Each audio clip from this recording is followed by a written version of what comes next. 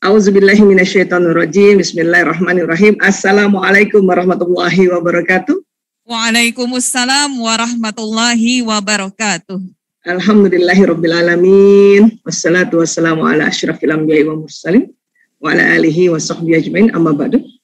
Alhamdulillah ayah bunda yang hari ini hadir. Kemudian terima kasih sekali ini saya diundang oleh SD Islam Al-Azhar 20 Cibubur. Ya, alhamdulillah. Dan tadi juga saya lihat anak-anak luar biasa ya. Nah, Bu Aisyah ini alumni Al-Azhar loh. Masya Allah. Ya. Tangan dong. Waktu itu Al-Azhar baru satu di Indonesia ya, di daerah Sisingamangaraja. Bu Aisyah SMP-nya lulusan Al-Azhar, SMA-nya juga lulusan Al-Azhar ya. Memang waktu itu SD-nya belum di Al-Azhar karena belum tahu. Ya, alhamdulillah anak-anak sudah bisa masuk di TK bahkan ya, TK Islam Al-Azhar, SD Islam Al-Azhar, dan terus nanti lanjutnya sampai SMA ya. Karena Bu Aisyah merasakan banget betul-betul ya apa yang waktu itu dipelajari di sekolah Islam Al-Azhar itu sangat bermanfaat.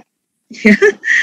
Baik, terima kasih yang saya hormati Kepala Direktorat YPI Bapak Sudarmo. Salam kenal Pak. Alhamdulillah. Kemudian juga ada Ketua Pengurus YPA IPU ya, Ibu Dr. Haja Harimurti Wulanjani ya, SEMN. Salam kenal Ibu. Kemudian Ibu Yanti, ya, lengkapnya Ibu Haja Halali Yanti SPD selaku Kepala Sekolah SD Islam Al-Azhar 20 Cibubur. Luar biasa Bu Yanti, Masya Allah. Dan kemudian salam kenal juga buat wakil kepala sekolahnya, ada Bapak Haji Suranto SPD ya. Ada Ibu Nur Mutmainah gitu ya. Alhamdulillah. Dan ini luar biasa ini Ketua Jami'iyah SD Islam Al-Azhar 20 Cibubur ini. Bapak-bapak loh, Pak Syahrul Hasan ya. Biasanya Ketua Jami'iyah itu banyak ibu-ibu nih. Bapak terima kasih ya peduli pada kumpulan orang tua yang ada di sekolah. Alhamdulillah. Dan yang saya hormati juga Kepala SD Kecamatan Ciracas, Koordinator Pengawas Kecamatan Ciracas, ya, Kasatlah Kecamatan Ciracas, dan seluruh kepala sekolah TK, mulai dari TK-nya 20 juga ya, TK Islam Al-Azhar 20, kemudian kepala sekolah SMP Islam Al-Azhar, kalau SMP-nya 19 ya. Kemudian SMA-nya juga 19, ya Bapak Ibu Dewan Guru dan seluruh yang hari ini hadir, Masya Allah, Alhamdulillah. Terima kasih Bu Amalia Dewi mendampingi saya ya. Sebelumnya saya mau tanya dulu, ini sampai jam berapa paparannya nih? Kalau saya ngomong bisa sampai besok. Ya, jadi biar saya siap-siap sehingga nanti Bu Dewi nggak perlu mengingatkan saya, nanti saya sudah menjelang waktu yang ditentukan saya berhenti. Terus kemudian sesi berikutnya. Sampai jam berapa Bu? Iya Bu Aisyah insya Allah sampai 10.30. Maunya sih sampai sore Bu Aisyah ini. Baik, Masya Allah, tabarakallah. Ya, 10.30 nanti, ya Bu Aisyah. Insya Allah. Nanti nyambung dengan tanya jawab. Ya, Insya Allah. Ya, saya ada jam di samping saya, nanti menjelang 10.30, nanti saya siap-siap untuk melanjutkan sesi berikutnya ya. Iya, baik. Hari ini panitia mengamanahkan kami untuk membahas tentang kiat sukses mendampingi anak menjadi generasi Qur'ani yang beradab dan berdaya saing global ya. Baik, bolehkah saya simpulkan ya, karena memang saya akan membahas dari tinjauan neuroscience. Jadi saya ingin membahas sebagai stimulus yang tepat ya, generasi Qur'ani, tinjauan neuroscience ya. Untuk itu ayah bunda, bapak ibu guru dan seluruh hadirin hadirat yang hadir hari ini, saya akan menggunakan slide presentasi supaya bisa kita lihat bersama-sama, karena kalau kita bicara tubuh manusia kita harus lihat beberapa gambarnya, dan anak-anak pun insya Allah bisa juga menyaksikannya ya. Jadi anak-anak ikut belajar ya nak ya. Pagi ini kita kuliah namanya, kultum, kuliah 70 menit, bukan 7 menit ya. Baik, untuk itu saya izin sharing slide dulu ya. Boleh dicek apakah sudah tampak. Ya, insya Allah sudah tampak ya. Ya, atur dulu disable anonetnya. Ya, baik. Ya, jadi kita belajar ya, sebetulnya apa sih yang terjadi di otak ya. Baik. Jadi otak manusia Allah ciptakan ini ada otak besar dan ada otak kecil. Kemudian otak Allah bagi dua, belahan kanan dan belahan kiri. Ya. Nah, di dalamnya ada apa di dalamnya? Di dalamnya ini ada namanya sel otak atau neuron. Nah, ini dia. Bentuknya kayak gini. Ya, ini mohon izin ini kita belajar biologi, belajar anatomi, ya. Nah, satu neuron kerjanya kayak satu komputer yang tercanggih di zamannya. Dan di otak manusia Allah ciptakan kurang lebih ada 100 miliar neuron. Ya. Dan semakin generasi semakin baru, ya otaknya lebih canggih lagi. Itulah makanya saya senang banget kalau lihat generasi baru ini, karena otak mereka semakin canggih Allah ciptakan, dan tentu ya karena saking canggihnya ini harus dibimbing, harus didampingi, dan harus dididik ya semaksimal mungkin. Karena memang mereka otaknya makin canggih dibanding otak kita nih yang sudah ya orang-orang dewasa, apalagi kayak saya generasi X yang lahir tahun 60-an, sebelumnya juga ada baby boomer ya. Kami juga punya 100 miliar, tapi anak-anak lebih canggih. Apa sih lebih canggihnya? Mampu menyimpan data-data lebih banyak dari generasi sebelumnya. Itu kecanggihannya. Cuman kalau otak orang tua zaman dulu ya nak, itu lebih fighting spiritnya tuh lebih kuat. Ya. Istilahnya lebih tangguh. Ya, itu perbedaannya. Ya. Kemudian satu neuron ini persis kayak komputer atau katakan laptop lah ya. Ini ada kabelnya. Nanti kabel ini nanti yang menempel pada stop kontak. Nanti ada di samping-samping kabel ini ya. Di samping-samping laptop tuh kan ada tempat kabel ya. Nah, inilah seperti ini kurang lebih ya contohnya. Ya. Nah, kalau laptop itu potensi untuk tersambung kabelnya itu paling cuman berapa sih? 5 atau paling banyak 10 ya. Manusia, satu neuron ini bisa 20.000 sambungannya. Allahu Akbar. Dan ada 100 miliar loh. 100 miliar ini banyak banget ya. Ya Allah. Nah, kapan neuron ini tersambung dengan neuron yang lain? Pada saat kita mendengar sesuatu, melihat sesuatu, ya merasakan sesuatu, maka dia akan terjadi sambung menyambung. Ya. Ada istilahnya koneksi neuron di sinaps. Ya. Nanti kalau anak-anak belajar anatomi di sekolah kedokteran, insya Allah belajar ini. Ya. Anak-anak siapa yang ingin jadi dokter? Coba angkat tangan, Bu Aisyah dan lihat. Wih, alhamdulillah, masya Allah banyak banget. Alhamdulillah, ye, Bu Aisyah nanti ada temennya, dokter-dokter muda, ya. Nah, terima kasih anak ya. Nah, jadi ini ya nanti akan tersambung-sambung neuron di otak manusia. Ya. Memang sambungannya tidak menempel, ya sambungannya tidak menempel secara fisik. Jadi ini tidak menempel dengan ini, sambungannya begitu. Tapi yang membuat tersambung adalah nanti di ujung kabel masing-masing itu keluar zat kimia. Kita sering sebutnya neurotransmitter. Ini. Jadi keluar kimia nih nanti. Ini ibarat lem, ya. Alhamdulillah, terima kasih nih. Anak-anak masih banyak juga yang raise hand, angkat tangan ya, bahwa mau jadi dokter ya. Alhamdulillah. Sip, mantap. Alhamdulillah, Masya Allah. Ya. Jadi di otak kita ini, nah, ini ayah bunda, bapak ibu guru, karena saya lihat anak-anak banyak, jadi saya nggak apa-apa ya ngomongnya ceritanya sama anak-anak nih, bapak ibu yang dengerin ya. Ya, karena anak-anak banyak ya. Sekalian, alhamdulillah masih kecil aja sudah belajar tentang otak, itu keren banget. Ya. Nah, jadi di otak kita ini akan tersambung zat kimia atau namanya neurotransmitter ya, yang menempel. Ini ibarat lem, nak. Ini kayak lem, ya. Nah, ada anak sewaktu mendengar pelajaran, lemnya kuat yang keluar, lemnya ya lem yang kuat. Apa sih lem kuat sekarang? Kata orang-orang lem Korea ya, lem Korea tuh kuat ya. Iya kata anak-anak, Masya Allah ya. Ada juga lemnya nggak kuat waktu keluar. Bu Aisyah supaya kuat waktu keluar, waktu kita mendengarkan pelajaran atau membaca atau baca Quran ya, itu gimana? Caranya gampang. Lem ini keluar dengan sangat gampang, yaitu dengan semangat atau ya interest ya, atau sangat gembira mau belajar tentang hal baru atau gembira mau baca Quran kayak gitu. Jadi kalau kita mau belajar itu kita bilang, ya Allah, alhamdulillah ya Allah, terima kasih. Ya, kita bilang sama Allah terima kasih dulu ya, bersyukur ya.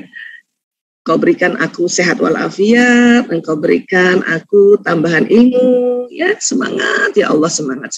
Maka ini keluarnya baik. Sehingga gampang, baca Qurannya nanti gampang, belajar yang lain nanti gampang. Ya. Saking banyaknya keluar nanti di otak kita tuh bentuknya kayak listrik. Ya, perhatikan. Tuh.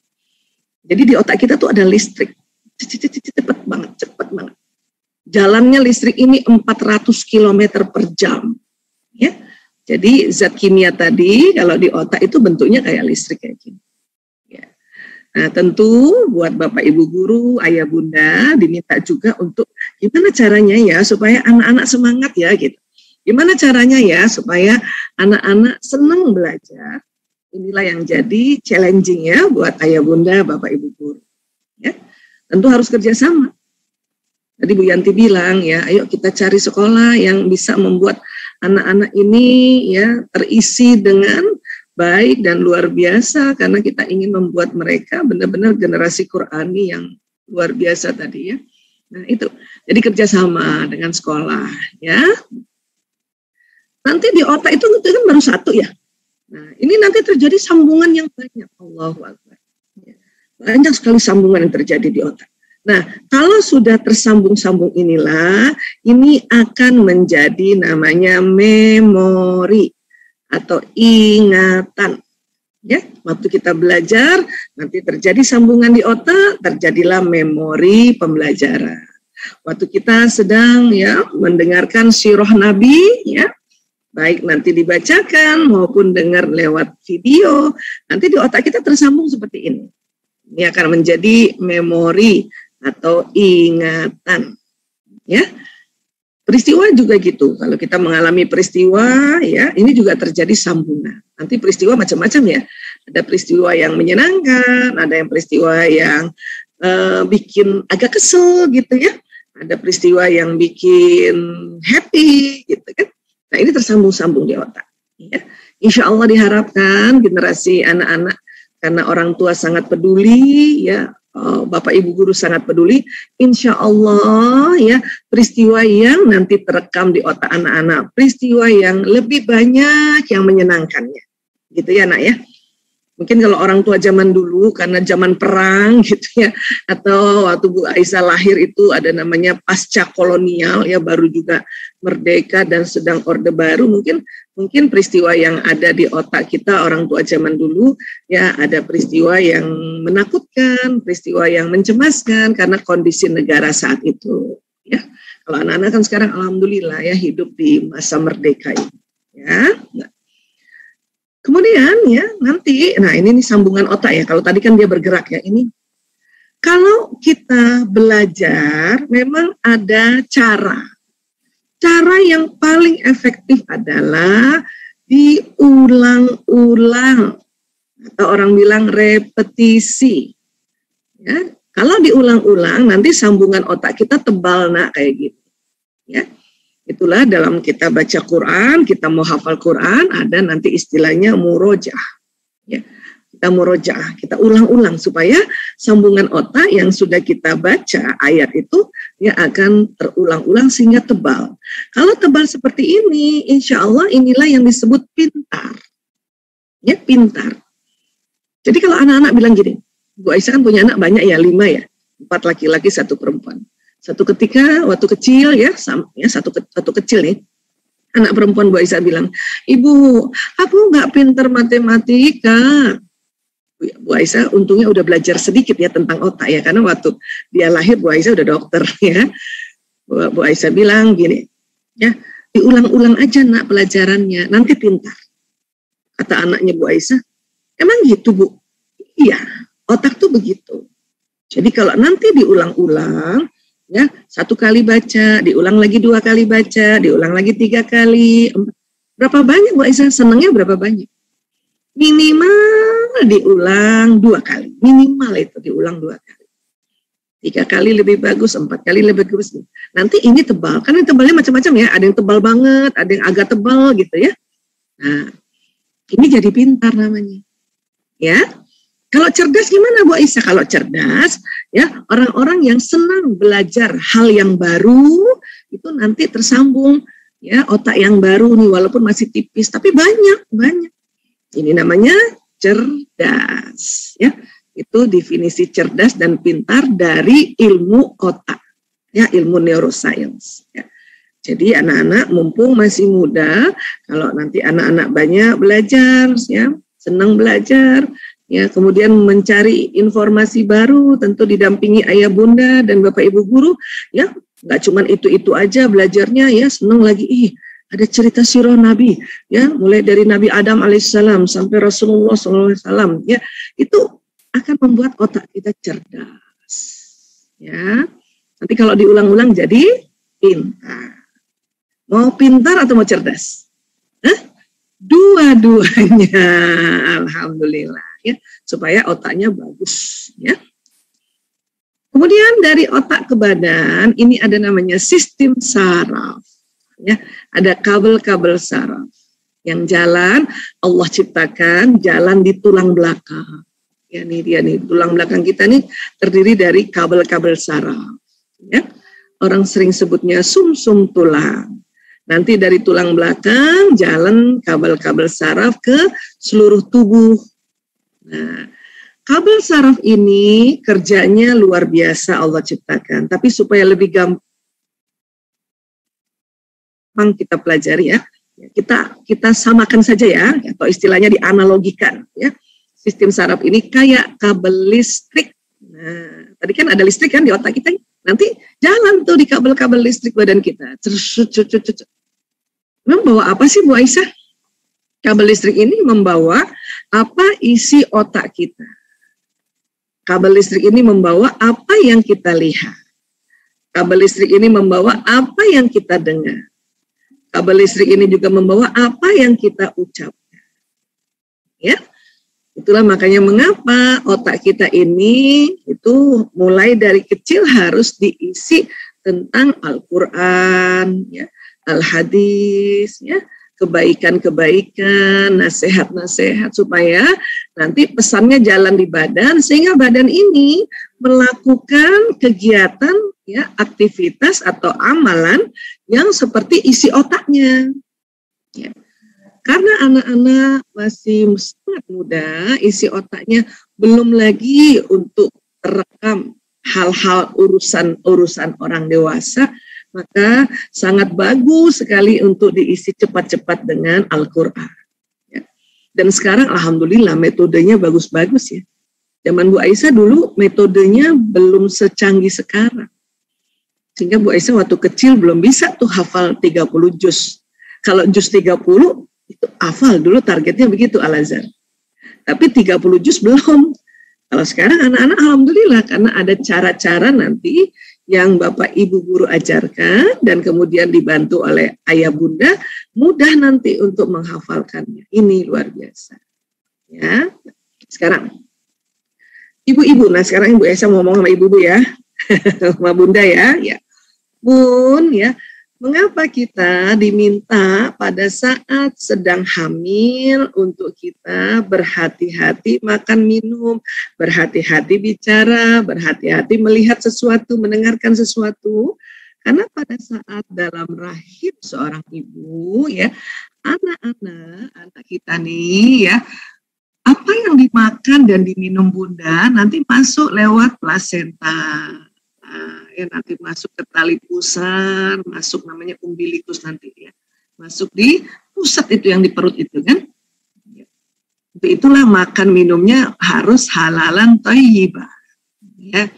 Kemudian bukan hanya itu, apa yang diucapkan, dilihat, didengar dan dilakukan oleh ibu nanti jalan lewat sistem saraf dan bisa terekam oleh otak janin. Ini dia.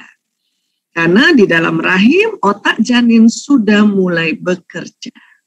Apalagi setelah ditiupkan ruh oleh Allah ya di hari ke-120 hari. Ini sudah bekerja. Ya, sehingga diharapkan para ibu-ibu pada saat lagi hamil ya banyak baca Quran. Karena bayi ini ya sudah bisa merekam Al-Quran. Ya. Baik ibu baca langsung maupun ibu dengar. Ya, Masya Allah. Ini akan di otaknya bayi ini akan tersambung ya. Inilah buat ibu-ibu yang waktu itu hamil kemudian baca Quran, nanti beda deh sama anak yang waktu kita hamilkan itu jarang baca Quran, itu beda. Walaupun nanti setelah bayi masih bisa distimulasi. Ya, masih bisa. Tapi memang kalau dari dalam rahim ibunya juga sudah ya rajin baca Quran, dengar Quran, itu lebih gampang lagi anak-anak belajar. Ya, Insya Allah. Ya, baik. Kemudian pada saat lahir bayi ini kan diazankan ya dan dikomatkan oleh ayah ya. Ini kan tugas ayah sekarang ya. Apa yang terjadi Bu Aisyah? Ternyata sewaktu diazankan dan dikomatkan, diazankan telinga kanan dan dikomatkan telinga kiri, itu sambungan otak itu ya tersambung. Ya, tersambung sebagaimana isi azan dan qomat. Ya. Situ ada syahadat, ya. Kemudian ada ajakan untuk sholat, itu terjadi sambungan. Itu ya, terima kasih sama ayah ya, pada para ayah, para abi yang menyempatkan langsung mengazankan dan mengqomatkan bayinya. Mungkin pada saat itu sedang di luar kota karena tugas, kemudian dibantu oleh kakeknya, Masya Allah. Ya, atau dibantu oleh paman kah, atau ya Pak Le kah, atau mungkin ada juga yang kakaknya udah besar, kakak laki-lakinya dan kakaknya yang mengazankan dan mengqomatkan, Masya Allah. Ya, nah ini pentingnya kita azan dan qomat ya. Jadi kalau para ayah nanti kalau anak-anak laki-laki udah jadi ayah kayak gini ya enak ya. Dan nggak usah ragu-ragu untuk azannya ya. Ya, keraskan sedikit biar dengar bayi ini. Bu Aisyah kalau nanti kekerasan bayi yang lain terdengar, nggak apa-apa. Bayi yang lain memang sudah diazankan, qomatkan oleh ayahnya 2 kali, 3 kali nggak apa-apa, malah bagus. Ya, inilah yang penting juga ya dilakukan dan harus ini ya. Kemudian Bu Aisyah mau cerita lagi, di otak manusia ini ada namanya neuron cermin. Apa itu? Jadi para ilmuwan ingin menguraikan kaitan antara otak dan perilaku fisik. Maka mereka mencari sel-sel dalam otak. Mereka menemukan sejenis neuron dalam otak yang secara teoritis dapat dikatakan sebagai penyebab utama mengapa seseorang bisa belajar dengan mengamati orang lain. Jadi otak manusia ini itu bisa belajar kalau kita bisa melihat, mengamati ayah, mengamati bunda, mengamati bapak ibu guru. Itu karena ada namanya neuron cermin. Ya. Jadi disebutnya mirror neuron atau neuron cermin. Ya. Ada berapa Bu Aisyah neuron cermin? Ada kurang lebih 30% dari 1 miliar tadi. Yaitu neuron cerminnya. Bahkan sebetulnya bukan hanya pada manusia saja ada neuron cermin ya. Hewan golongan mamalia itu juga ada neuron cerminnya, tapi tidak sebanyak manusia. Itulah hewan mamalia bisa diajarin. Anak-anak pernah lihat lumba-lumba? Lumba-lumba kan bisa ngitung ya. 1, dikasih lihat tulisan 1, tambah 1, terus dia nanti nyalakan bel ya. Peng gitu. Itu diajarin. Karena lumba-lumba mamalia ya. Nah, apalagi kita manusia, Allahu Akbar. Karena manusia dikasih Allah 30% dari 100 miliar tadi adalah neuron cermin. Ya. Untuk itu, pada saat anak-anak sudah lahir juga, karena neuron cermin ini aktif pada saat anak-anak ini lahir ya, diminta juga orang tua ya, ini jadi nih ya, ini jadinya nanti ada ini otak nih di sini nih ya. Ini sangat penting memberikan contoh teladan dengan baca Quran di depan bayi dan anak-anak agar neuron cermin anak merekam contoh orang tua ya. Kembali lagi nih, kita sebagai orang tua, kalau kita bilang orang tua ini bisa ayah bunda, bisa juga plus bapak ibu guru ya. Makanya anak-anak ya sampai kapanpun neuron cerminnya tuh merekam. Nanti sudah sekolah bukan lagi bapak ibunya saja yang direkam, bapak ibu gurunya juga direkam. Disinilah pentingnya kita betul-betul orang tua ini menjadi contoh teladan anak-anak. Tentu di anak-anak kita minta juga mereka contoh teladan atau uswatu hasanah kita sebagai orang Islam adalah Rasulullah SAW beserta keluarga dan para sahabat dan para nabi. Nah, supaya anak-anak ya contoh teladannya atau neuron cerminnya juga nyala terhadap para nabi dan rasul ini, itulah perlu diceritakan ya, supaya terjadi sambungan otak di otaknya anak-anak.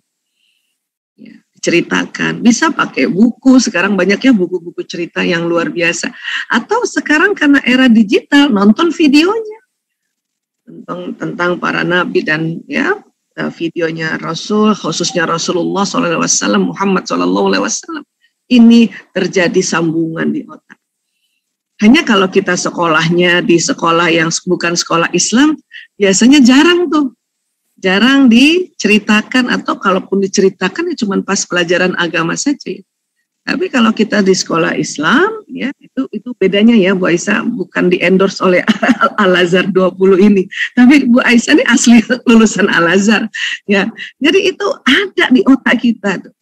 Hanya sayangnya waktu itu masih kecil Bu Aisyah belum sempat sekolah di Al-Azhar. Di SMP SMA aja setiap hari ya di kepalanya Bu Aisyah itu ada isinya tentang ajaran Islam. Apalagi pagi-pagi kalau di Al-Azhar kita apa? Ikra. Raditu billahi robba, betul anak-anak? Wabil islami dina, wabi muhammadin nabiyya wa rasulah, wabil qur'ani imama wa hakamah. Dulu ada juga wabil qur'ani imama wa hukmah, ada dua versi ya. Itu di otak kita setiap pagi waktu kita ucapkan maka tersambung lagi. Ya, karena ya ikrar itu, kalimat ikrar itu itu nggak main-main, itu yang membuat seseorang ya betul-betul berikrar sebagai seorang muslim dan mukmin insyaallah. Dan kalimat-kalimat di ikrar itulah yang nanti pertama kali ditanya sewaktu kita masuk alam kubur. Ya, alhamdulillah. Kalau sekolahnya bukan di sekolah Islam itu nggak diajarin, ya. Makanya bersyukurlah yang bisa sekolah-sekolah Islam ya. Baik, berikutnya ya ini dia. Jadi walaupun misalnya nggak lihat ya, anak ini nggak lihat, dia dengar kan, telinganya juga mendengar. Ya, apalagi nanti dia lihat. Nah, ini nih. Dan sekarang luar biasa banyak sekali ibu-ibu yang sudah sadar tentang hal ini. Ibu-ibu luar biasa, satu hari satu juz sambil gendong anak, sambil nyusuin. Allahu Akbar, Bu Aisyah tuh terharu dengan ibu-ibu zaman sekarang. Alhamdulillah, ya Allah, alhamdulillah. Ya. Kemudian, ya, putarkan bacaan Al-Quran setiap hari. Nah, ini dia. Misalnya ibu-ibu lagi masak nih, belum sempat baca Quran, ya, kita nyalakan Al-Quran. Ya, mendengarkan Al-Quran secara konsisten dapat membantu otak anak lebih mudah mengingat hafalan. Ya, jika anak sering mendengar Al-Quran, maka secara tidak langsung anak juga menghafal. Ya, nah ini penting nih. Jadi di rumah ya, ini lebih diperbanyak itu suara ya tilawah Al-Quran. Ya, sekarang gampang juga ya, pakai HP kita aja bisa ya insya Allah. Ya. Dan bangun budaya membaca Al-Quran di dalam rumah. Supaya apa? Karena tadi apa yang dilihat anak, didengar, dan dilakukan bersama ini tersambung lagi di otak kita. Allahu Akbar. Sambung lagi, sambung lagi, sambung lagi. Jadi ini nanti memudahkan terbentuknya generasi Qurani, tentu yang beradab dan berdaya saing global. Ya, tentu berdaya saing globalnya kita perkenalkan juga mungkin medianya, bukan hanya dari buku atau kertas, tapi juga dari digital kan kita bisa. Ya. Kemudian, ya, Di otak bagian depan ini, di belakang dahi, namanya prefrontal cortex, ini kan tadi ada otak ya, selain tadi mirror neuron, ada otak yang lain yang nanti tersambung menjadi memori ingatan. Inilah kita isi anak kita tadi ya, dengan apa? Dengan mengaji dan mengkaji apa yang Allah mau. Dan untuk tahu apa yang Allah dan mau tentu baca Quran. Dan kalau kita bilang orang tua di sini, ini kita kerjasama, ayah, bunda, kakek, nenek, gitu ya. Atau orang tua lain yang di rumah dan juga yang di sekolah, yaitu bapak, ibu guru. Karena bukan asal-asalan kita waktu baca Quran itu, waktu mengaji dan mengkajinya. Yang mengkaji itu ya satu ayat dikaji, dilihat artinya, dilihat asbabun nuzulnya, dilihat tafsirnya. Itu akan terjadi sambungan di sini. Selain berulang-ulang, ada sambungan baru yang memberi arti di hafalan Quran itu. Memang anak-anak ya, kita minta untuk sebagai habituasi atau kebiasaan mereka untuk mereka menghafalkannya. Ya. Nah, nanti akan tambah afdal lagi dibantu untuk mengerti ayat itu artinya. Dan nanti pelan-pelan dikaji ayat itu. Untuk dipakai untuk apa ya ayat ini? Kita orang dewasa karena sudah mulai ngerti bahwa oh Al-Quran ini tuntunan hidup ya. Bukan hanya ya sesuatu yang seperti buku biasa, tapi tuntunan hidup. Maka kita orang dewasa kan semangat lagi ya untuk baca Quran. Walaupun mungkin ya lebih cepat menghafalnya anak-anak. Lebih cepat menghafalnya anak-anak. Ya. Tapi kita usaha terus Bunda, Ayah, usaha teruslah. Karena Allah melihat usaha kita, ya. Jadi, kalau nanti kita mengaji dan mengkaji, apa yang terjadi sih di otak? Neuron terkoneksi di otak, di bagian prefrontal cortex di belakang dahi ini. Ini membentuk memori prinsip-prinsip kehidupan. Sehingga anak-anak nanti di era yang makin nanti ya ke depannya semakin canggih, semakin teknologi digital semakin lagi maju, tapi anak-anak sudah punya prinsip-prinsip kehidupan. Inilah Islam senantiasa menjaga, ya mau era apa saja, kalau kita ajarkan Islam pada anak-anak, Islam ini menjaga manusia di era itu, agar terus ingat Allah. Ya. Nah ini, ya. Kemudian, ya, mengajak anak untuk mengerti keutamaan membaca Al-Quran. Ya, jadi anak-anak, ya, Al-Quran ini Masya Allah, ya Allah, banyak sekali keutamaannya. Ya.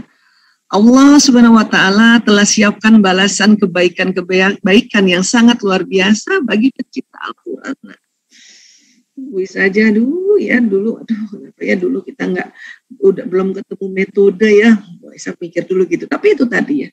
Kan metode itu memang ya muncul setiap zaman baru lagi.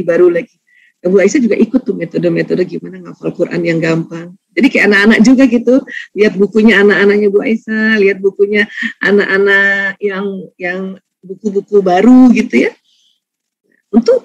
Untuk belajar karena luar biasa ya. Di antaranya ya kata Nabi, ya Rasulullah SAW bersabda, siapa yang membaca satu huruf dari Al-Quran, maka baginya satu kebaikan dengan bacaan tersebut. Ya, satu kebaikan dilipatkan menjadi 10 kebaikan, ya Allah. Ya, semisalnya, dan aku tidak mengatakan alif lam mim satu huruf. Jadi kata Nabi, alif lam mim itu bukan satu huruf, ya, melainkan alif harf kata Nabi. Alif satu huruf. Lam harf, lam satu huruf. Mim harf, mim satu huruf. Jadi kalau alif, lam, mim, itu 3 huruf. Dikali 10, 30 kebajikan. Itu kalau kita bicara power, ya bicara energi, baru baca alif, lam, mim, itu 30 power di badan kita. Naik dia, energi. Ya, makanya orang habis baca Quran tuh langsung kok semangat ya, semangat belajar lagi hal yang lain. Kalau ibu-ibu jadi semangat nyapu, lagi semangat kerjakan pekerjaan di rumah. Bapak-bapak semangat lagi kerja di tempat pekerjaannya untuk menjemput nafkah. Itu kan ada powernya. 1 huruf, 10 kebaikan. Luar biasa.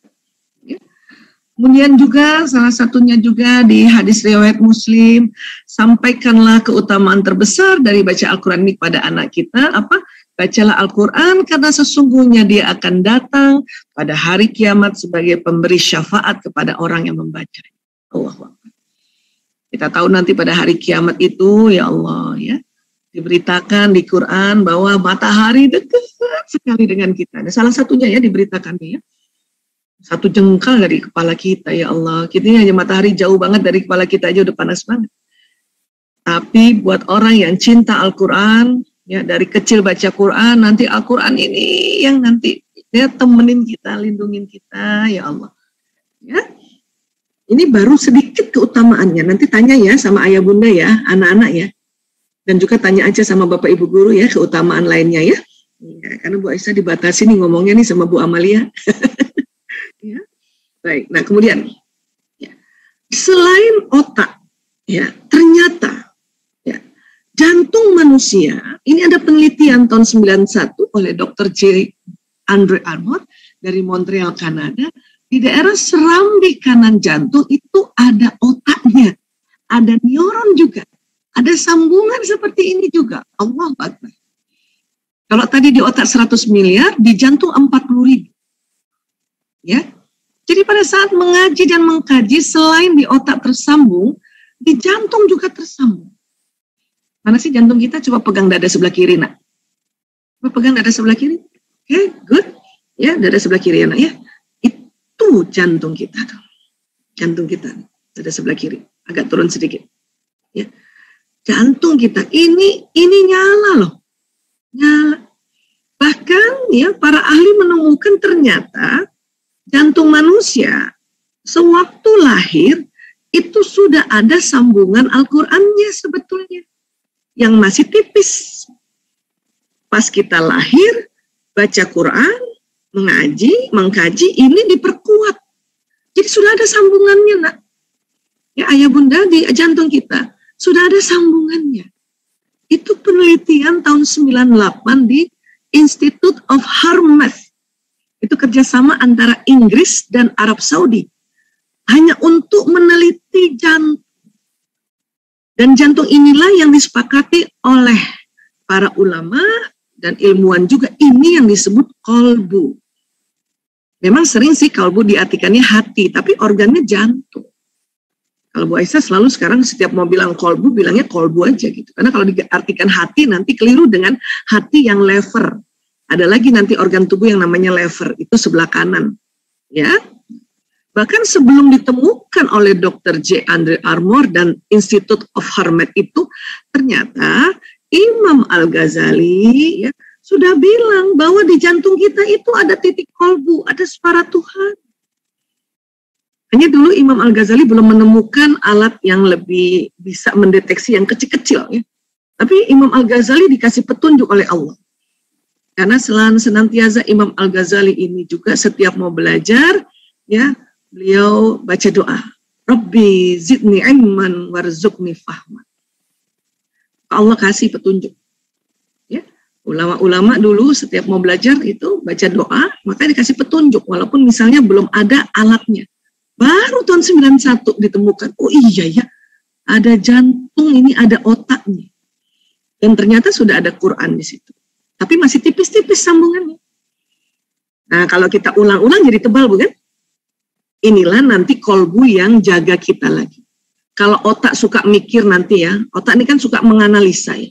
Kadang-kadang otak ini suka iseng, apalagi kalau otak orang dewasa itu. Isengnya apa?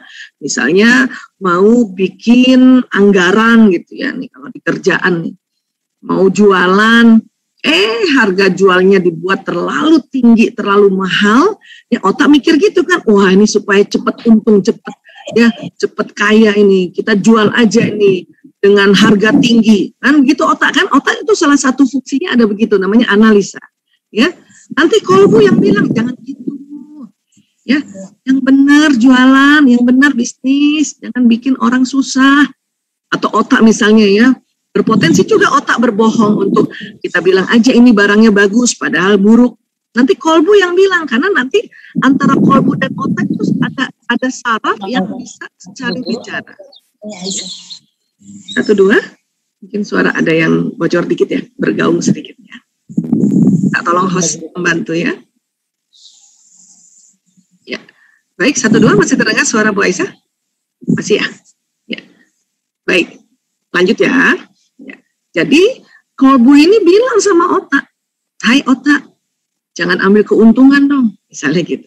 Hai otak, yang benar kalau jualan, gitu. Kalau barangnya ya hancur bilang dong, kalau barangnya jelek bilang dong. Ya, itu juga sebagaimana Rasulullah SAW itu kalau berdagang, berbisnis sangat jujur. Karena kolbunya Rasulullah itu luar biasa, isinya Al-Quran, dan anak-anak masih ingat nggak waktu Rasulullah masih kecil, ya datang malaikat untuk membersihkan kolbunya. Masih ingat? Ya, waktu lagi main-main ya sama temennya tuh usia-usia 5 tahun itu. Kemudian datang malaikat, ya tentu itu malaikat Jibril, ya datang diajak Rasulullah dibedah dadanya, ini kolbunya ya dibersihkan, ya agar isi dari kolbu ini, otak yang di kolbu benar-benar sesuatu yang suci.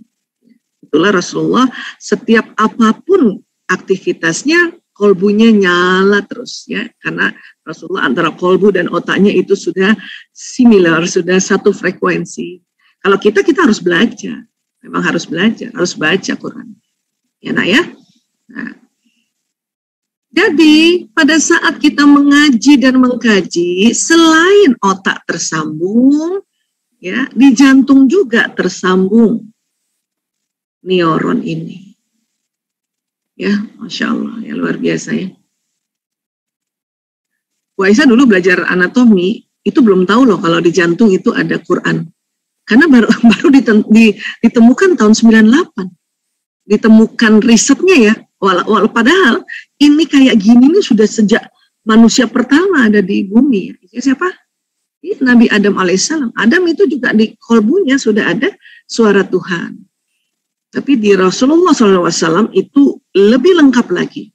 Betul-betul Al-Quran di situ. Bu Aisyah belajar anatomi itu tahun 1987. Belum dikasih tahu kalau di jantung ada Quran. Tapi ya untung juga ya sekolah di Al-Azhar dulu ya tahun 80-an. Ya, paling tidak waktu Bu Aisyah kuliah di kedokteran dengan teman-teman yang mungkin sekolahnya bukan sekolah Islam, insya Allah ya Allah, alhamdulillah ya. Mungkin jantungnya Bu Aisyah sama otaknya Bu Aisyah waktu itu sudah mulai tersambung-sambung juga tentang Al-Quran. Walaupun tidak secanggih anak-anak sekarang bisa 30 juz loh. Kita dulu cuma juz 30, Allahu Akbar. Itu aja, sudah sangat bersyukur. Ya. Baik, jadi ya sekali lagi ya, ini kan sistem saraf kayak kabel listrik, ya. Apa yang diucapkan jalan, apa yang didengar jalan, apa yang dilihat jalan. Untuk itu di dalam Islam, setiap kita mau melakukan apapun kegiatan, ya kita diajarkan untuk apa? Baca basmalah, Bismillahirrahmanirrahim. Agar apa? Agar kalimat Bismillahirrahmanirrahim dengan nama Allah yang Maha Pengasih lagi Maha Penyayang itu jalan di badan kita. Jalan di badan kita. Semua sel tubuh ini senang sekali kalau ada kalimat yang ada kata Allah di dalamnya. Ada kata Rob atau ada kalimat yang ada ya Asmaul Husnanya. Bismillahirrahmanirrahim, ya Masya Allah, dengan nama Allah yang Maha Pengasih lagi Maha Penyayang. Ada kata Allahnya, ada Ar-Rahman Ar-Rahimnya. Oh, itu sel ini kalau kita bisa dengar ya, kan semua sel ini hidup. Sel tubuh kita tuh banyak, 60 triliun. Ya, 10.000 kali lebih banyak dari penduduk di dunia ini, tubuh kita. Jadi kalau ada bacaan basmalah gitu ya, ini sel tuh kalau kita bisa ibaratkan animasi ya, sel-sel tubuh gini. Ya. Dia senang mendapat bacaan Bismillahirrahmanirrahim. Dan pesan ini cepat banget jalannya.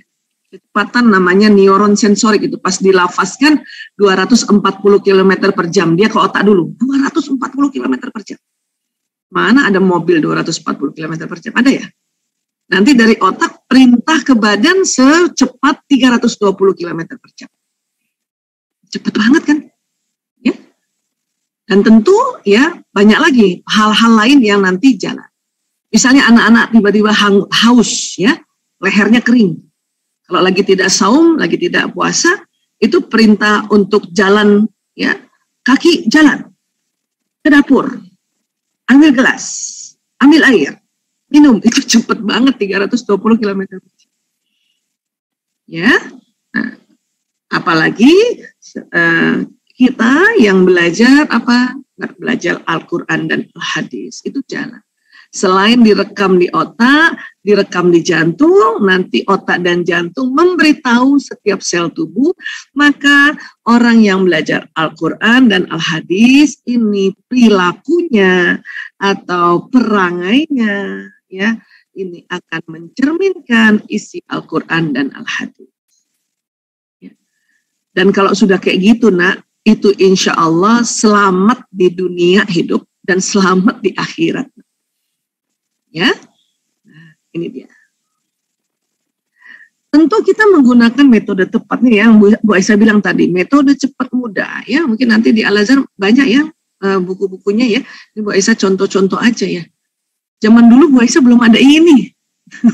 Sekarang justru Bu Aisyah udah tua kayak gini, dia udah umur 53 tahun baru dibaca-baca gini nih. Senangnya minta ampun loh, nak. Ya, alhamdulillah nih buat yang bikin buku ini Bu Aisyah doakan terus ya Allah ilmunya manfaat. Jadi amal jariah yang bikin buku ini ya. Zaman dulu belum ada. Ya. Ada dulu Iqra, itu pun udah keren banget. Keren banget. Ya. Itu juga waktu Bu Aisyah udah umur berapa dulu. Dulu banget belum lagi ada kayak gini. Ya. Nah sekarang ada hadis ya, gampang hadisnya, menghafalkan hadis gampang ya. Insya Allah di Al-Azhar punya cara ya. Nah, Bu Aisyah juga lagi baca ini metode cepat hafal Al-Quran ya. Ini seperti ini, tapi itu tadi ya. Intinya adalah diulang-ulang, murojaah. Maka nih buat ayah bunda yang memang juga ya sedang ikhtiar ya. Alhamdulillah kalau ayah bunda yang sudah hafal Quran, keren banget.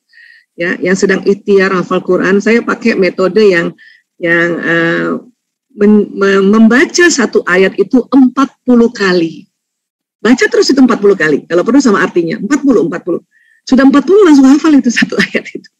Ya, baca terus, baca. Ya, baca aja terus. Jadi bukan baca terus tutup mata, enggak, baca. Ya lihat artinya, ya. Kemudian bayangkan dulu kayak apa ini isi Al-Qur'annya, isi ayat-ayat Qur'annya 40. Jadi nanti ngitung 40-nya tuh pakai itu ya, pakai lidi ya, Bu. Ayah bunda ya, 1. Habis itu baca lagi 2, baca lagi 3, baca lagi 4, sampai 40. Setelah 40, tutup mata, itu langsung hafal loh. Masya Allah. Itu tadi, di otak itu terjadi satu sambungan-sambungan neuron tadi. Ya, tentu besok kita hafalin lagi, supaya terjadi sambungan lagi. Makin kuat lagi, makin kuat. Maka diulang lagi besoknya, diulang lagi. Ya, ayat yang sebelumnya akan jauh lebih cepat lagi. Apalagi nanti dipakai pada saat kita ya sholat, ya, setelah baca Al-Fatihah kita baca ayat-ayat tersebut. Wah, Masya Allah. Ya. Ini contoh beberapa buku saja. Silakan nanti ayah bunda mencari buku yang lain ya. Ya. Jadi inti metodenya itu pengulangan yang konsistensi. Ya. Dan juga tentu memahami kondisi anak. Mengajarkan Al-Quran dengan cara yang unik agar anak tidak merasa bosan adalah pilihan yang tepat. Ya. Karena masa anak-anak memang menjadi masanya untuk bermain, maka suatu kewajaran jika si kecil sulit untuk fokus pada satu hal dan mudah bosan. Ya. Ayah bunda banyak juga tanya sama saya, Bu Aisyah, anak saya nggak konsentrasi, nggak fokus. Yang benar Bu, iya dia nggak bisa loh, ya 1 jam gitu baca, duduk tenang. Memang bukan gitu bunda. Ya. Ini banyak yang keliru nih. Anak-anak juga harus tahu ya yang namanya fokus atau konsentrasi ya nak ya. Kalau dari kecil tahu malah lebih enak. Fokus atau konsentrasi itu ya sesuai umur. Sesuai umur. Maksudnya apa Bu Aisyah? Gini. Ya. Jadi ganti tahun dalam menit. Ya, sekarang Bu Aisyah tanya di sini. Ada yang umurnya masih 5 tahun nggak? Ada nggak? Ada ya? Ada yang umurnya 4 tahun? Ada umurnya 7 tahun, ada yang 7 tahun? Ada. Oh, Adinda 7 tahun ya? Nah, Adinda kan 7 tahun. Berarti konsentrasinya ya bisa 7 menit, per 7 menit. Jadi Adinda baca 7 menit itu konsentrasi. Nah, biasanya setelah 7 menit nanti Adinda lihat kanan, lihat kiri dulu gitu ya Adinda ya? Habis 7 menit, terus lihat kanan, lihat kiri. Nanti 7 menit lagi, lihat kanan, lihat kiri, gitu. Yang baru 5 tahun ya 5 menit. Yang baru 3 tahun ya 3 menit. Bu Aisyah yang 10 tahun, 10 menit. Bu Aisyah saya 12 tahun, 12 menit. Bu Aisyah saya sudah 20 tahun. Nah, di atas 12 tahun itu sampai seusia dewasa kayak kita 15 menit. 15 menit itu ya sanggup untuk fokus ke depan. Setelah itu goyang-goyang lagi. Bapak Ibu kan juga gitu ya. Ayah Bunda, Bapak Ibu guru. 15 menit terus goyang-goyang lagi. 15 menit. Lain kalau lagi menyampaikan ya. Menyampaikan kan ya itu dia yang ngomong kan gitu ya. Sampai sini bisa sepakat dulu ya. Jadi anak-anak juga nggak usah merasa begini. Aku kok nggak bisa belajar, aku kok nggak bisa konsentrasi. Banyak anak-anak pikir yang konsentrasi itu harus 1 jam. Lihat depan terus. Ternyata bukan gitu sesuai usianya. Ya 5 menit, habis itu goyang-goyang lagi. 5 menit, goyang-goyang lagi. Itu yang 5 tahun. Ya, tadi contohnya tadi Adinda tadi yang 7 tahun ya nak ya. Nah, itu 7 menit, goyang, 7 menit, goyang gitu. Ya, ayah bunda ini perlu tahu, bapak ibu guru juga perlu tahu. Ya, baik. Kemudian, ya, ajarkan ilmu sesuai dengan kondisi pengetahuan anak dan apa yang mereka sukai. Ya, Rasulullah SAW bersabda, katakanlah kepada manusia sesuai dengan apa yang mereka ketahui. Ya, serta tinggalkanlah apa yang tidak mereka ketahui dan tidak mereka sukai. Ya, jadi kita tentu ayah bunda, bapak ibu guru, ya kita diminta untuk ya lihat kondisi anak-anak juga. Dia lagi senang apa nih? Bahkan kan memang dimintanya sambil bermain, ya kan? Karena otak anak itu kenapa bermain? Karena otak kanan itu adalah otak yang dengan bermain. Dan bermain itu nanti kita lihat kenapa sih orang bermain? Karena bermain itu membuat gembira, sehingga sambungan otak kalau gembira tadi ingat, lem koreanya tadi atau neurotransmitter tadi kuat banget. Gitu. Ya. Bahkan Nabi bilang begini, apakah kamu ingin Allah dan Rasulnya didustakan? Maksudnya apa? Ini kalau kita bahas ya waktu baca Asbabun Wurudsnya ini, ya. Jadi kalau kita mengajarkan pada anak-anak yang tidak sesuai, nanti mereka nolak. Nanti mereka malah mendustakan Allah dan Rasulnya, terus langsung males gitu. Ya. Karena ada anak juga trauma lihat Al-Quran. Aduh, na'udzubillah min dzalik. Itu karena mungkin guru-guru yang zaman dulu kan keras banget kalau ngajar. Ya. Maka Nabi sudah ingatkan kita, apakah kamu ingin Allah dan Rasulnya didustakan? Ya. Jadi memang kita perlu sesuaikan dengan kondisi pengetahuan anak dan apa yang mereka sukai. Ya. Untuk itulah metode-metode sekarang itu keren banget, Masya Allah. Ya. Kemudian juga kenali gaya belajar anak. Ini juga anak masih tahu ya nak. Ya. Jadi keunikan dari pembelajaran Al-Quran disesuaikan dengan gaya belajar anak. Tadi saraf-saraf ini. Ya. Ada anak yang saraf matanya lebih dominan. Ada anak yang saraf telinganya lebih dominan, ada anak yang saraf di telapak tangan dan telapak kakinya lebih dominan untuk menangkap informasi dari luar. Ya. Anak yang saraf matanya lebih dominan, ini sering disebut gaya belajar visual. Jadi dia harus lihat. Bapak ibu gurunya waktu ngajarin dia harus lihat. Ya. Kemudian buku atau Al-Quran dia harus lihat langsung, gitu. Dia harus lihat tulisannya. Itulah Bu Aisyah kalau mau ngajar nih, walaupun lewat Zoom, harus ada tulisan dan harus ada gambar, karena buat orang yang gaya belajarnya visual, dia lebih kuat matanya melihat tulisan, melihat orang yang menyampaikan, gitu. Ya. Nah, Tapi ada orang juga telinganya yang lebih dominan daya tangkapnya. Ini namanya gaya belajar auditori. Ya, auditori.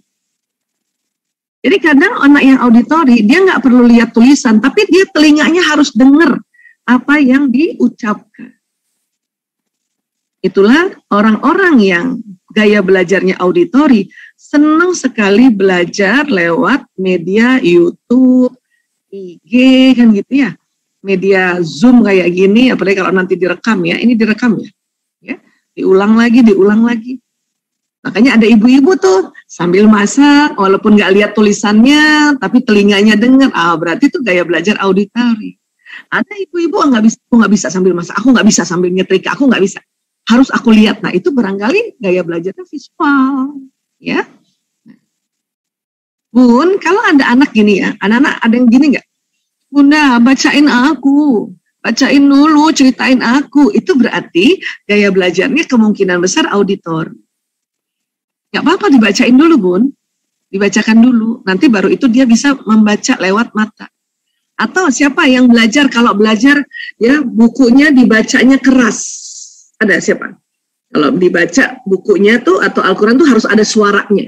Supaya telinga mendengar. Ada yang begitu? Kalau ada yang begitu, itu anaknya Hanza ya. Hanza Amara ya. Kalau baca buku suaranya harus keluar ya nak ya.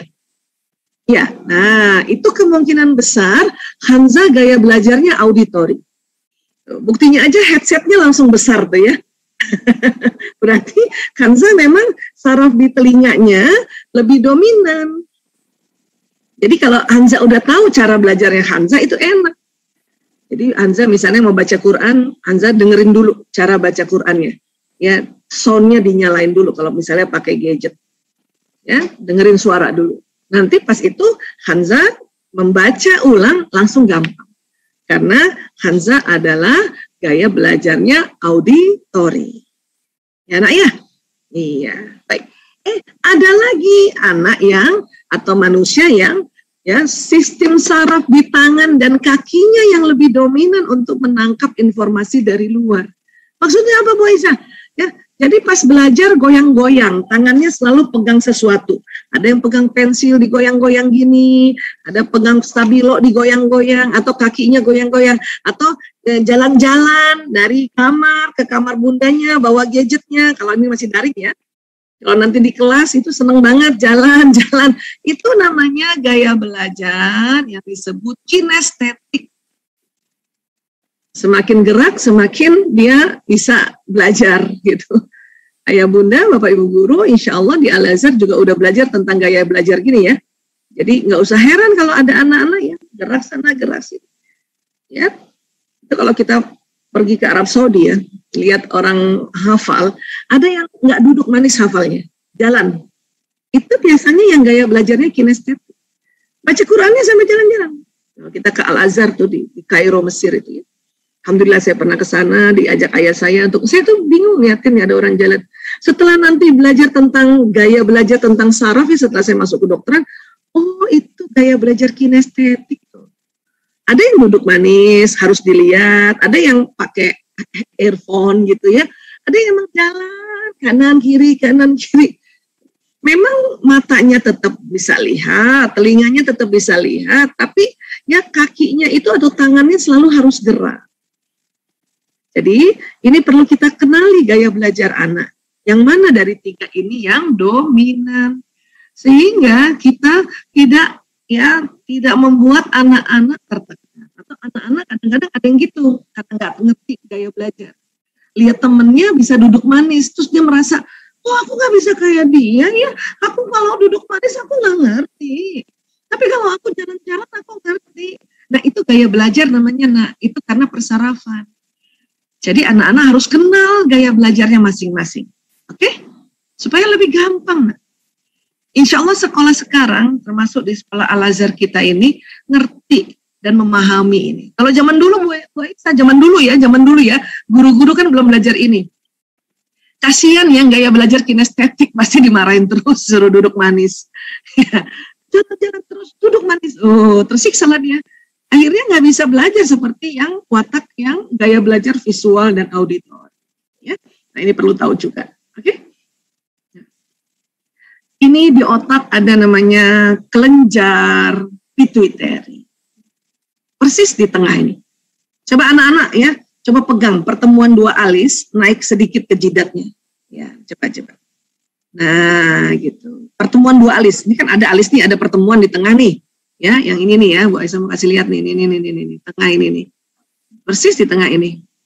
Ya, di tengah sini ya, di tengah. Ya, itu kalau dibor ke dalam ada namanya kelenjar pituitary, Allah ciptakan. Ini di sini ada hormon bahagia, hormon senang, hormon kasih sayang. Kalau anak-anak seneng, itu yang keluar nih hormon kasih sayang ini, masuk pembuluh darah, masuk jantung nanti. Ya, ini dia. Maka kita perlu stimulasi hormon ini dengan sesuai dengan gaya belajar, sambil bermain, apalagi anak-anak memang di usia seperti ini, kelenjar pituitary-nya banyak mengeluarkan hormon bahagia tadi. Ya. Dan buat ayah bunda, bapak ibu guru, hormon ini keluar dengan kelembutan. Ya. Tapi kadang Bu Aisyah, aku bosan. Kadang aku capek Bu Aisyah, kadang aku, ya gitu ya, anak-anak yang gitu ya. Nah, itu dikarenakan ada otak juga di dalam diri kita, namanya batang otak. Batang otak atau otak reptil ini, kalau tegang, tubuh kita itu responnya ada dua, fight or fly. Ini yang bikin capek nih ini sebetulnya. Kok Allah ciptakan sih batang otak untuk otak manusia? Iya, karena ini diciptakan untuk menjaga manusia dari ancaman. Ancaman orang jahat, ancaman binatang jahat. Gitu. Kalau kita dikejar anjing, kita lari, itu berarti batang otak yang kerja. Lari. Bahkan kadang-kadang kenceng larinya, nggak seperti biasanya.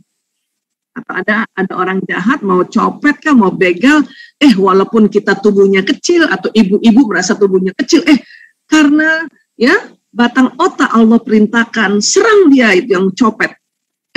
Kita ya kok berani-berani ya kita pukul copetnya, padahal copetnya itu orangnya besar, tinggi besar. Karena batang otak ini Allah ciptakan. Kadang ibu-ibu tuh suka cerita sama Bu Aisyah. Bu Aisyah, kemarin saya sempat mau dicopet, tapi kenapa ya aku kok tiba-tiba berani aku injak itu kakinya copet. Habis itu aku lari sekencang-kencangnya. Biasanya nggak bisa lari seperti itu. Ada pagar 2 meter, aku loncat Bu Aisyah.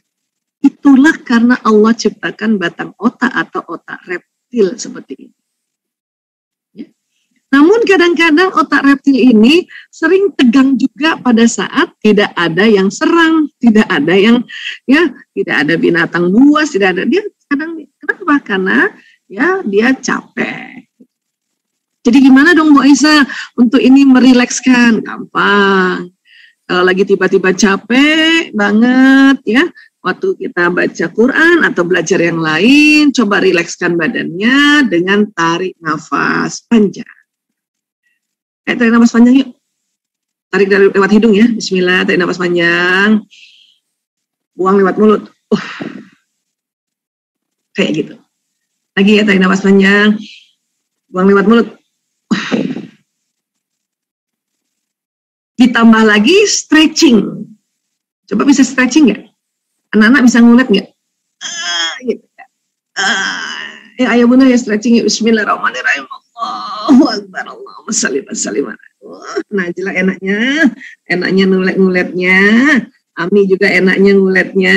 Hanza juga, alhamdulillah. Dika udah ngulet tadi. Gitu ya. Enak ya. Ami juga. Waduh, masya Allah. Itu jadi kalau lagi tegang dan memang masih harus baca Quran atau belajar, kita pakai tarik nafas dan kita ngulet ya.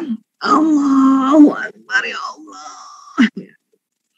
Itu nanti batang otak rileks lagi dan kita bisa belajar lagi. Ya. Atau kalau udah kelamaan duduk nih lagi daring, ya berdiri dulu sebentar. Ya, stretching dulu sebentar. Matanya lihat dulu ke depan sampai jauh 6 meter bisanya. Ya, itu baru nanti belajar lagi. Ini karena memang batang otak. Bukan karena anak-anak, bukan ya anak-anak Allah aku nggak mau aku. Terus anak-anak disangkanya bukan anak soleh, bukan. Ini ada batang otak yang memang kalau kelamaan dia tegang, maka lakukan stretching. Ya nak ya. Dan buat ayah bunda, Inilah yang diajarkan oleh Allah di surat Ali Imran 159. Bismillahirrahmanirrahim. Fabima rahmatim minallah lintalahum. Ya, maka karena rahmat dari Allah engkau bersikap lembut terhadap mereka. Walau kunta fazzan ghalizal qalb lan faddu min haulika. Sekiranya engkau berlaku keras dan berhati kasar, tentulah mereka menjauhkan dari sekitarmu. Ya. Jadi diingatkan wanti-wanti nih ya kita nih oleh Allah supaya kita lembut, karena kalau keras dan kasar nanti menjauh mereka. Bu Aisyah sejak tahun 98 ini ngurus anak-anak yang menjauh dari orang tuanya, sehingga ya ketemu bandar narkoba, ketemu bandar judi, ketemu ya komunitas LGBT, akhirnya menyimpang. Nauzubillah min dzalik. Inilah makanya untuk kita ikhtiar minta sama Allah, karena sikap lemah lembut itu rahmat dari Allah. Kalau ada orang tua yang sudah bisa lembut sama anak, berarti itu rahmat Allah turun.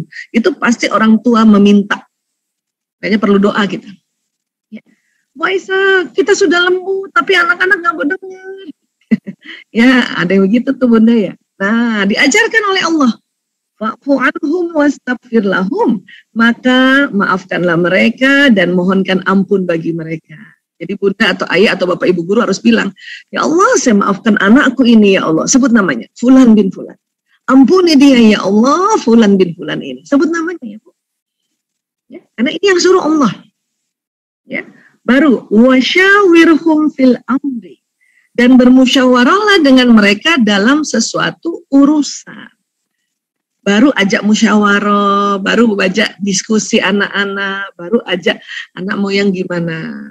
Mau belajarnya jam berapa, mau mainnya di mana, jam berapa, mau itu. Jadi sebelum musyawarah sama anak, minta dulu sikap lemah lembut, karena nanti takut mereka menjauh ya. Kemudian maafkanlah anak-anak dan mohonkan ampun bagi mereka, baru ajak musyawarah. Hasilnya gimana Bu Aisyah musyawarah? Ini diajarkan juga oleh Allah. Fa'idha azamta fatawakkal 'ala Allah. Kemudian apabila engkau telah membulatkan tekad, maka bertawakallah pada Allah. Jadi ayah bunda, bapak ibu guru pada saat musyawarah, kemudian kita sudah dapat hasilnya, anak pun senang, ibu senang, ayah senang gitu ya. Atau kalau di sekolah ya, bapak ibu guru juga senang ya. Walaupun kadang-kadang kan harus masing-masing negosiasi kan. Sudah nggak apa-apa. Itu kan azam, bulatkan tekad dan tawakal pada Allah. Kenapa? Innallaha yuhibbul mutawakkilin. Sungguh Allah mencintai orang yang bertawakal. Jadi ini ya, ini tips dari Allah untuk bisa ajak musyawarah seseorang. Apakah dengan anak-anak, apakah dengan pasangan hidup, apakah dengan sahabat, apakah dengan yatim. Ya, ini caranya sebetulnya. Ya. Jadi ayah bunda misalnya yang lagi gemes sama anak dan mau diajak musyawarah, ini langsung ya Allah saya mohon lembut pada sebut namanya. Mau ngomong sama siapa bunda? Ya Allah saya maafkan anakku, sebut nama lengkapnya supaya lebih afdal karena anak kan lebih dari satu ya. Dan ampuni ia, sebut namanya. Ampuni ia ya Allah, bisa gitu. Baru ajak musyawarah. Oke? Nah, kenapa? Karena omongan orang tua ini doa. Dan kita harus tahu ya, sebentar lagi nih, beberapa slide lagi, di tubuh kita ini keluar gelombang. Tubuh kita ini gadget alam semesta yang luar biasa. Gadget yang buatan manusia itu kan terinspirasi tubuh manusia. Kita ini keluar gelombang. Nanti kalau bahas ini mungkin kapan-kapan ya, karena kalau bahas ini bisa berjam-jam ya. Tapi kesimpulannya gini, memang nggak kelihatan, karena kalau kelihatan pusing. Ya, ayah bunda, bapak ibu guru, anak-anak coba ngelihat gambar ini aja, lebih 1 menit udah pusing. Itulah Allah kasih ketentuan, nggak usah kelihatan gelombang itu. Tapi inilah gelombang. Ya, selalu keluar ini gelombang, nggak pernah berhenti gelombang. Gadget kita aja, HP kalau kita nggak bawa, itu kita nggak bisa pakai. Tapi gelombang yang ada di badan manusia, itu nyala terus sampai nanti kita meninggal dunia. Nah inilah yang pada orang tua, ayah, ibu, bapak, ibu, guru, gelombangnya makin dahsyat, gelombangnya makin kenceng. Itulah perlu omongan-omongan yang baik, prasangka-prasangka yang baik. Dan tentu doa buat anak yang sedang belajar ini sangat dibutuhkan oleh anak-anak. Bunda. Untuk itu ya Nabi bilang doa itu senjata orang mukmin, tiang agama serta cahaya langit-langit dan bumi. Ya. Kok doa lagi Bu Aisyah? Doa lagi? Iya, doa itu dahsyat, nggak main-main. Senjata orang mukmin, tiang agama, orang yang belum melakukan apa-apa doa dulu. Doa dulu, itu agamanya tegak. Dan yang luar biasa ternyata kalau orang berdoa, ilmuwan melihat loh, orang kok kalau berdoa cahayanya bisa tembus langit ya. Terutama yang bagian jantung, Masya Allah. Jadi kebayang nggak ayah bunda, kalau anak kita, mungkin kita udah terlanjur belum belajar Quran dari kecil ya, mungkin ya. Tapi yang ayah bunda juga yang sudah dari kecil belajar Quran itu, Masya Allah ya. Tapi anak-anak kita dari kecil pelan-pelan ya, memang tidak langsung satu hari harus tahu dia 30 juz dia hafal, tapi pelan-pelan, maka terbayang nggak di jantung mereka yang isinya Quran, yang dari awal sudah ada patron dan polanya, kemudian kita perkuat dengan mengaji dan mengkaji, ya ini ya keluar bukan hanya kerja di badan, tetapi juga keluar ke alam semesta. Dan ini lingkungan anak yang generasi Qurani pasti aman dan nyaman. Siapapun manusia yang ada di sekitar generasi Qurani ini, hidupnya aman dan nyaman. Walaupun mungkin berbeda agama. Itu yang luar biasa nanti hidup itu. Ya, jadi sekali lagi ayah bunda, bapak ibu guru, terima kasih sekali ya sudah bersama-sama kita menyimak, dan anak-anak terima kasih ya nak ya, alhamdulillah ya nak ya sudah mau juga mengikuti ya. Bu Aisyah tuh nggak tahu tadi ada anak-anak, tapi pas lihat anak-anak senang juga rasanya. Mudah-mudahan anak-anak bisa paham. Mohon maaf kalau belum terlalu paham tentang apa yang Bu Aisyah sampaikan, tapi insya Allah pas lihat gambar ngerti juga ya nak ya. Anak-anak sekarang lebih canggih ya. Iya. Baik, terima kasih. Lebih kurangnya Bu Aisyah mohon maaf lahir batin. Wallahu a'lam bishawab. Wabillahi taufik wal hidayah. Assalamualaikum warahmatullahi wabarakatuh. Saya kembalikan ke Ibu Amalia selaku moderator.